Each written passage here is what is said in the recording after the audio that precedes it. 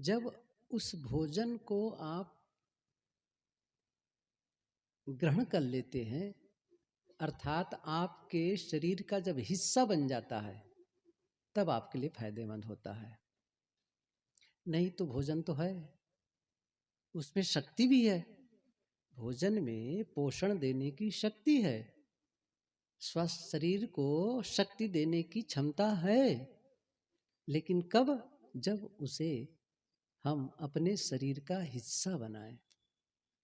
ऐसे ही जो भी ज्ञान हम पढ़ सुन करके प्राप्त करते हैं, उसमें भी हमारे जीवन को सुंदर बनाने की शक्ति है। ज्ञान में शक्ति है, लेकिन कब?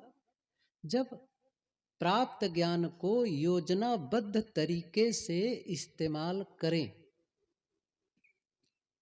ज्ञान को योजनाबद्ध तरीके से इस्तेमाल करें, और ये नहीं करेंगे तो जहाँ से आप ज्ञान लिए, या तो फिर जैसे सत्संग हुआ, संत लोग विचार दिए, ज्ञानोपदेश किए, और कुछ भी नहीं किए अपने जीवन में उसको, तो जिन्होंने ज्ञान दिया उन्हीं के साथ ज्ञान चला जाएगा।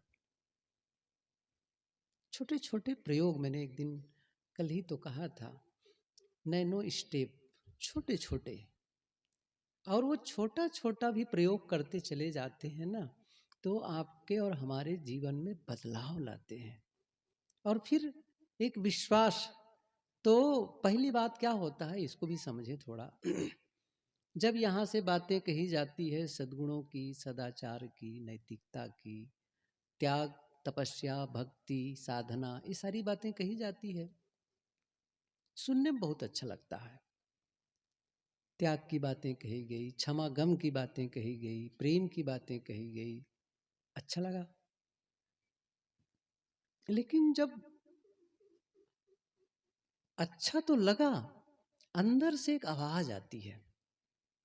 क्या आवाज आती है? बात तो सब सही है, लेकिन मैं नहीं कर पाऊंगा। अंदर से क्या आती है? ये मेरे से संभव नहीं है। सुनने में अच्छा लगता है, यह काम साधु सन्यासियों का है या बड़े लोगों का है, मैं नहीं कर सकता। बस यही है टर्निंग पॉइंट। इसी को आपको बदलना है। पहला काम, मैं कर सकता हूं, मैं क्यों नहीं कर सकता हूं? आखिर इसे किसी ने किया है आज के पहले। अगर किसी ने यह काम किया है आज के पहले, तो वो प्रमाण है मैं भी कर सकता हूं। और इसके लिए आपको कहीं जाने की जरूरत थोड़ी है, कुछ नहीं। आप बस एक निर्णय लें और काम शुरू कर दें। तो वो अविश्वास का भाव जग रहा है अपने आप पर, हम खुद पर अविश्वास कर रहे हैं। आत्मविश्वास बढ़े कैसे कि सचमुच मैं कर सकता हूं? तो क्या करना है? अभी जो कर सकते हैं उससे शुरू करो, या जो संभव है उससे शुरू करो। बड़ी सरल सरल बातें। मैं जैसे कहा करता हूं कि भाई, सुबह उठो और एक निर्णय ले लो, रात में ले लो, सुबह ले लो, कि कल एक छोटा सा प्रयोग करना है मुझे। क्या प्रयोग करना है? इतनी सी बात कह लो कि आज सुबह नाश्ता के समय, सुबह जब खाने को मिलेगा, तब मैं मिठाई का प्रयोग नहीं करूंगा। ये कोई बड़ा नहीं है, इससे आप ध्यान दो इसको, बहुत छोटा। क्या आपने संकल्प लिया? आज सुबह नाश्ता में मैं किसी प्रकार की मिठाई नहीं खाऊंगा, ऐसा सोचे। और आपने निर्णय लिया, घर वालों को किसी को पता नहीं है, आपके जीवन साथी गृहिणी को पता नहीं है, या घर में माँ है, कोई है, पता नहीं है उनको, और संजोग ऐसा मिठाई ला करके सुबह देती है। आपने कहा कि अभी रहने दो, इस समय नहीं खाऊंगा। नहीं नहीं, खा लो, मेरे मायके से आई है, या फिर मैं वहां से खरीद के लाई हूं। तो फिर आया, लेकिन मन ने क्या कहा था? वादा तो मैंने किया ना, किससे किया? खुद से, कि सुबह व्रत की बात है ना, बाद में खाना ही है, ठीक है। और सुबह आपने उस निर्णय के आधार पर एक काम कर लिया कि मिठाई नहीं खाए, या फिर आप सुबह निर्णय ले लिए कि भाई आज एक काम करूंगा, सुबह अपने हाथ से टीवी का स्विच ऑन नहीं करूंगा। क्या कहा आपने? टीवी का स्विच, मतलब अपनी तरफ से टीवी चालू करके नहीं देखूंगा। अच्छा, कोई देख रहा हो बात अलग है, लेकिन अपने हाथ से मैं चालू करने वाला नहीं हूं। जो समय हो जाएगा, आपका समाचार का समय हो जाएगा, अंदर वाला कहेगा चालू करो चालू करो, लेकिन आपने संकल्प लिया है नहीं करना है, आज तो नहीं करना है कम से कम। और आपको पता है कि जब आप ये काम कर लेंगे, अच्छा ये भी हो सकता है प्रश्न में, इससे क्या फर्क पड़ेगा, एक टाइम मिठाई छोड़ दिए, एक टाइम टीवी चालू नहीं किए, क्या हो जाएगा इससे? आप फिर से मिठाई खा लोगे, टीवी चालू कर लोगे, इससे कोई फर्क नहीं पड़ेगा। ऐसा नहीं कि बहुत बड़ा विस्फोट हो जाएगा। रोज देखते थे, आज और देख लिए, रोज खाते थे, एक दिन और खा लिए, ऐसा कुछ नहीं है। लेकिन आपने कहा, वादा किया, एक निर्णय लिए, जानते इससे क्या होता है? बाहर से तो कुछ नहीं होगा, लेकिन भीतर एक काम हो जाएगा। क्या? हमारा जो आवारा मन है ना, उस पर लगाम लग जाएगा, और भीतर से क्या आवाज आएगी? मैं कर सकता हूं, और मैंने किया। ये छोटा सा एक विश्वास पनपा, इतना विश्वास आया, अच्छा मैं तो छोड़ सकता हूं, तो थोड़ा सा विश्वास जगा। कभी एक आध दिन ऐसा भी सोच सकते हैं कि आज पूरा दिन नहीं खाऊंगा मिठाई, पूरा दिन, और आप सचमुच पूरा दिन के लिए निभा लिए। शाम को जब बिस्तर पर जाएंगे आप, तो आपको लगेगा आज मैंने इतनी, मतलब भीतर से इतनी खुशी होगी आपको, मतलब इसके पहले आपने कभी वो आनंद अनुभव नहीं किया था। अच्छा, क्यों मैं कह रहा हूं? क्योंकि आपने स्वयं को जीता है, दूसरों को नहीं। देखो, दूसरों को तो जीतने वाले बहुत मिल जाते हैं, आत्म विजेता स्वयं का, यही तो है आत्मानुशासन। एक होता है शासन, और दूसरा होता है आत्मानुशासन।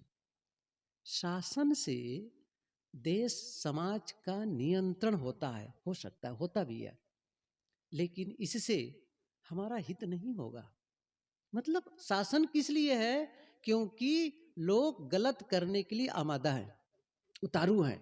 शासन के बल पर, शासन शासन के डर से गलत नहीं करते हैं। कल्पना करो, कल की तारीख 1 फरवरी 2024 के लिए आज रात में प्रधानमंत्री की ओर से अनाउंस हो जाए, केवल छत्तीसगढ़ के लिए ना, पूरे भारत की बात नहीं, केवल छत्तीसगढ़ में 1 फरवरी को किसी प्रकार का कानून नहीं होगा, किसी प्रकार से पुलिस व्यवस्था नहीं होगी, जिसके मन में जो आए वह करे, कोई उनको दंड नहीं मिलने वाला है। क्या होगा पता है ना? 2 फरवरी कैसा होगा?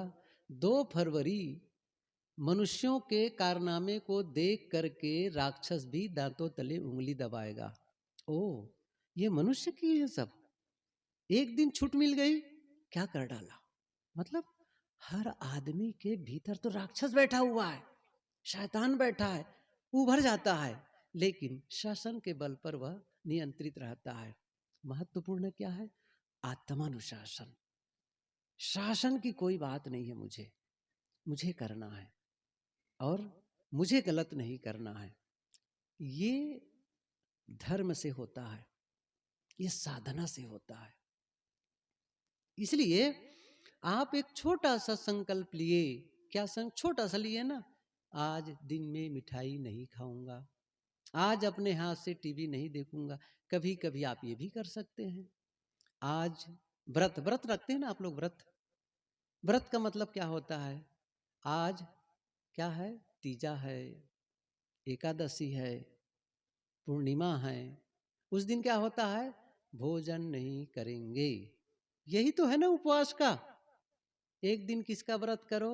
आज व्रत करना है फेसबुक का, आज बस करना है व्हाट्सएप का, एक दिन करके देखो। देखो जिनको सचमुच बहुत काम की उन सब चीजों में व्यस्तता होती है करते हैं, बाकी एक दिन करके देखो।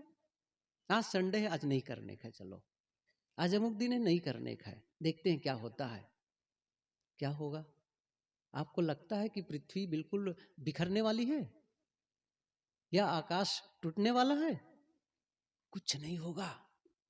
एक दिन शरीर मिट्टी में समा जाएगा, एक दिन चिता में जला दिया जाएगा, तब आपको क्या लगता है कि ये दुनिया बिखर जाएगी?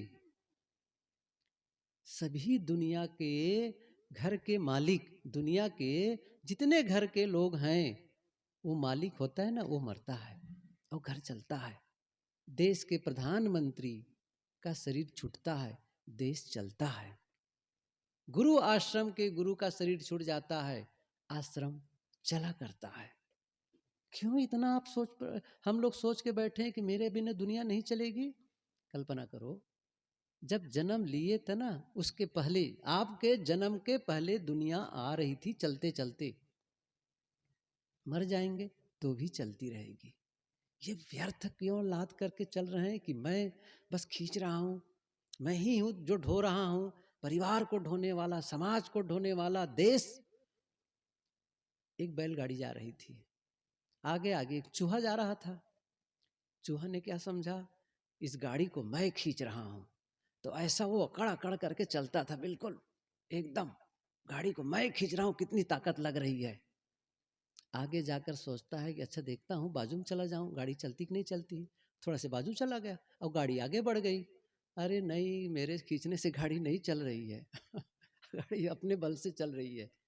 ऐसे ही है। गुरुदेव जी बहुत अच्छी बात कहा करते थे कि ये घर के जो बूढ़े हैं ना उनके शब्द ऐसे ही होते थे। घर के जो मालिक बुजुर्ग जो है, वो क्या करते हैं, वो मानते हैं कि मैं नहीं रहूंगा तो घर कैसे चलेगा, कैसे चलेगा। ये सच्चा उदाहरण भी देते हैं गुरुदेव जी, घटना। ऐसा थोड़ी कि कोई बातें, हर बातें काल्पनिक होती हैं। इलाहाबाद की सच्ची घटना है। एक सज्जन आया करते थे, बुजुर्ग, करीब 75 और 70 से ऊपर ही रहे होंगे, 75 के लगभग। आते थे कभी कभी, आते थे, बैठते थे कि सब कुछ है, बढ़िया है महाराज, 3 बेटे हैं, तीनों की दुकान अलग अलग है, सब कुछ बढ़िया है, एक अच्छा से मकान बना है, छत पर एक मंदिर बना दिए हैं, मैं जाता हूँ वहाँ पर पूजा करता हूँ। कभी कभी बच्चों से कहता हूँ मुझे अमुक तीर्थ में जाना है, 2000 मांगता हूँ, 4000 दे देते हैं। शाम के वक्त आता है तो कभी कभी पैर भी दबाने आते हैं। सब कुछ बढ़िया चल रहा है। तो लेकिन महाराज जी रात में नींद नहीं आती। क्यों? सब कुछ बढ़िया चल रहा है, नींद क्यों नहीं आती है? पता नहीं महाराज, समझ नहीं आता नींद क्यों नहीं आती है। गुरुदेव जी ने कहा आप समझते होंगे, मेरे नहीं रहने के बाद कैसे चलेगा। बस बस महाराज, बस यही बात आती है दिमाग में। गुरुदेव जी ने कहा ऐसा करो, 200-300 साल जी जाओ। हंसने लगे। अरे जीते जी बढ़िया चल रहा है तो मरने के बाद क्यों नहीं चलेगा? गुरुदेव जी कहते थे क्या समझते हैं, मैं नहीं रहूंगा तो कैसे चलेगा। और घर का बच्चा क्या समझ रहा है, ये बुढ़वा कब मरे तो मेरे हाथ में मालकी आए कितने भ्रम में जीते हैं हम, भ्रम में। सब करेंगे, एक काम नहीं करेंगे, भजन साधना नहीं करेंगे, आत्म परिष्कार नहीं करेंगे, अंदर पवित्रता वाला काम नहीं करेंगे कि मैं भीतर से शांत हो जाऊं, एकदम मौन। साधना ही नहीं, प्रयास ही नहीं है। और क्या कामना करते हैं कि बस अब तो मैं सुख शांति का अनुभव करूंगा, परमात्मा मुझे दर्शन देंगे, दिखाई देंगे। भले मानुस, किस भरोसे से आप परमात्मा को आशा कर रहे हैं? कबीर साहब ने बहुत अच्छी बात कही है कि निहाई की चोरी करे और दान किसका, सुई का। निहाई समझ रहे हैं ना, लोहार का नीचे जो रख करके पीटते नहीं है, इतना बड़ा लोहा जिस पर सब सामान रख करके वो गढ़ता है, उसको कहते हैं निहाई। निहाई की चोरी करे, करे सुई का दान, ऊपर चढ़ के देखता केतुक दूर विमान। अंत में देखता है विमान आ रहा है मुझे स्वर्ग में ले जाने के लिए, कितनी दूर है। क्या किया है? निहाई की चोरी किया है और सुई का दान किया है। क्यों? योग्यता है नहीं, उसको बनाओ उस चीज को। आप अपने दैनंदिनी को झांकें, सुबह से शाम तक जितने एक्टिविटीज है, नींद खुलने से बिस्तर पर जाने तक के, कौन सा ऐसा काम हम करते हैं जिससे मेरा जीवन सुंदर बने, जिससे मैं शांति का अनुभव करूं? देख लो, कोई टाइम है सुबह से शाम तक के? कभी तो अकेले बैठे नहीं, कभी मौन का अभ्यास ही नहीं किए, कभी भी शांत रहने का अभ्यास नहीं किए, आत्म परिचय हुआ ही नहीं है। कैसे बनेगा? अब कुछ थोड़ा बहुत कहीं मंदिर में चले गए, कुछ फूल चढ़ा दिए, कुछ आरती वारती कर लिए, अगरबत्ती जला दिए, बस त्वमेव माता च पिता त्वमेव, कुछ मंत्रोच्चार कर लिए, इतिश्री। क्या मैं पूजा का विरोधी हूं?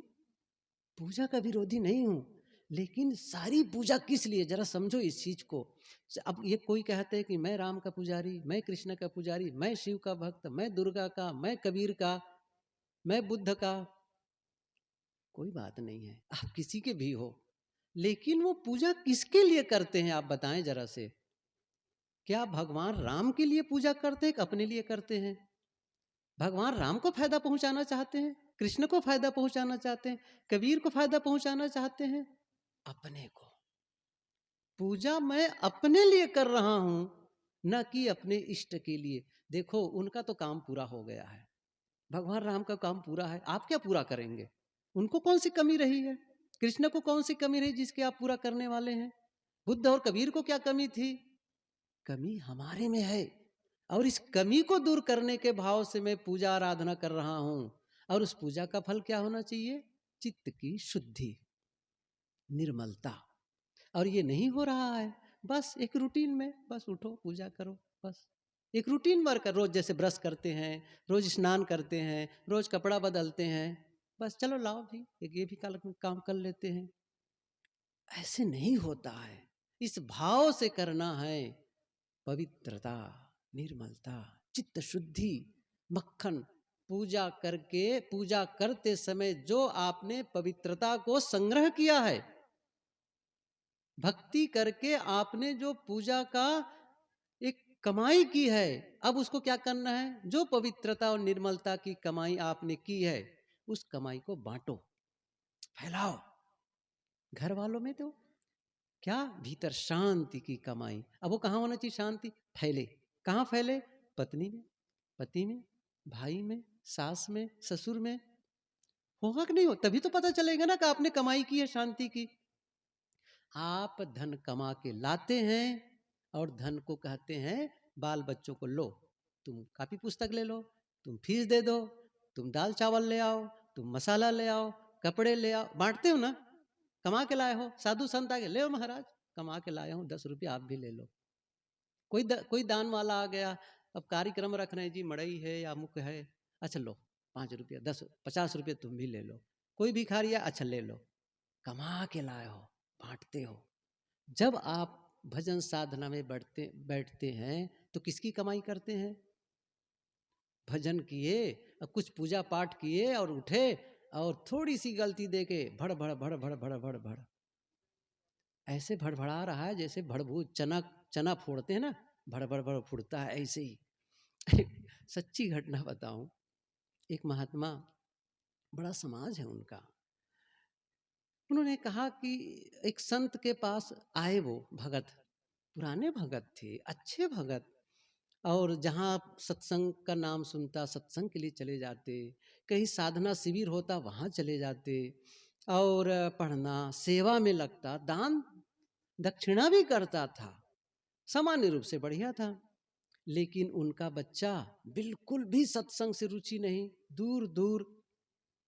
एक दिन उन्होंने शिकायत किया, महाराज जी आप हमारे गांव में पधारे हुए हैं, आपको पता ही है कि कितने लंबे समय से मैं आप लोगों की सेवा में लगा हूँ, भजन सत्संग में लगा हूँ, लेकिन दुख की बात है मेरा बेटा सत्संग में फटकता ही नहीं है। मेरा निवेदन है आप जरा उनको समझा दें। तो आप मेरे घर पधारेंगे, थोड़ा स्वल्पाहार हो जाएगा, और मैं अपने बच्चे को भेजूंगा, थोड़ा बैठेंगे तो आप समझा दीजिएगा। संत ने कहा ठीक है मैं बात करूंगा। गए, बैठे, तो उसने कहा महाराज जी मैं अपने बेटे को भेजता हूँ। आए, बैठे, महात्मा ने कहा बेटा बहुत अच्छा है, कितने अच्छे परिवार में जन्म हुआ है, आपका पिता कितना बढ़िया है, भक्ति भावना से ओतप्रोत, समय समय से सत्संग में जाता है, साधना करता है, ग्रंथ अध्ययन करता है, दान दक्षिणा सब कुछ बढ़िया करता है। बेटा लेकिन तुम क्यों नहीं आते हो सत्संग में, तुम्हारी क्यों रुचि नहीं है? महाराज जी, आज मैं आपको सच बताना चाहता हूँ। हाँ बताओ क्या बात है? कि ये बात सही है कि पिताजी सत्संग में जाया करते हैं, भक्ति भावना बहुत अच्छी है, लेकिन एक बात बताऊं, सबसे ज्यादा झगड़ा घर में पिताजी ही करते हैं। अच्छा, पिताजी ही करते हैं। और मैंने सोचा जब सत्संग करके झगड़ा ही करना है तो मैं बाहर भी नहीं सीख लूंगा सत्संग झगड़ा को, सत्संग में जाके क्यों सीखूंगा? महात्मा ने कहा बात तो सही कहते हो, लेकिन अब एक दूसरी बात कहना चाहता हूँ। ठीक है उनकी गलती है, लेकिन क्या मतलब निकलता है? ठीक है उसने गलती की, ऐसा क्यों नहीं सोचते हो यदि वो सत्संग में नहीं जाता तब और क्या होता? जाता है तब तो ये स्थिति है। इसको सोचो, अपना नुकसान मत करो उनकी गलतियों को लेकर के। बातें हुई, चले गए। अब वो चले गए, कुछ देर के बाद पिताजी को बहुत वो था अंदर से, क्या बोला, क्या हुआ, क्या वो बात माने कि नहीं माने। थोड़ी देर के बाद गए, महाराज जी लड़का आया था ना? हाँ आया था। कुछ कहे? हाँ कहा। तो क्या हुआ? तो महाराज जी ने क्या कहा, समझाना बेटे को नहीं है, समझाना आपको है। ऐसे ही कहा, आपको समझाना है। कि क्या बात है महाराज, मैं ये पूछता हूँ, आप क्यों इंटरफेयर करते हैं बच्चे को? जब काम लायक हो गए तो चुपचाप साथ में नहीं, क्यों छोटी छोटी बातों को लेकर उलझते और झगड़ा करते हो? चुप। उन्होंने कहा सच है, मैं ये गलती करता हूँ, मेरे में त्रुटि है और मैं अब सुधारूंगा अपने आप को। मैं ये कह रहा था कि आप और हम जब छोटी छोटी बातों पर हम ध्यान देंगे, मेरे बोलने से क्या होता है, नहीं, एक दिन संकल्प ले लो सुबह, आज घर वालों से चाहे जितनी गलती हो, जो भी गलती हो जाए, कोई भी गलती, लेकिन आज मैं बोलूंगा नहीं, मैं उलझूंगा नहीं, चिल्लाऊंगा नहीं। अच्छा मान लो बोलने की जरूरत ही पड़ी, बहुत धीरे और बहुत मीठे शब्दों में बोलना है मुझे, तय कर लो और अंदर में थोड़ा जियो उसको। मैंने क्या कहा, फिर से कह रहा हूं, आप जो आप चाहते हैं ना जीवन में, जो आप चाहते हैं जीवन में, उसका अभ्यास, बस यही तो चाहते हैं। घर का वातावरण शांत रहे, तो शांति की शुरुआत होगी कहां से? घर का वातावरण शांत रहे, वो शांति आपके द्वारा शुरू हो, आपसे शुरू हो। आप शांत रहना शुरू करें, आपके हल्ला मचाने से शांति नहीं होगी, चिल्लाने से शांति नहीं होगी। किससे होगी? शांत रहने से। मुझे शांति चाहिए ये मत कहो, शांत रहना शुरू करो।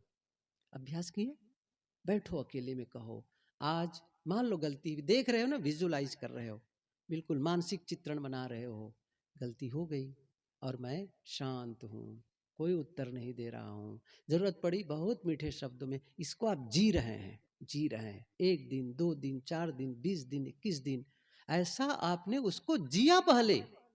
अब जब जी लिए उस चीज को भीतर भीतर, तो सचमुच जब वो घटना घटेगी तब क्या होगा? आप चूंकि उसका इतना प्रैक्टिस कर लिए हैं कि वो वहां पर फिर वही होगा आपके भीतर से, क्योंकि आपने भीतर में उसका पूरा अभ्यास कर लिया है।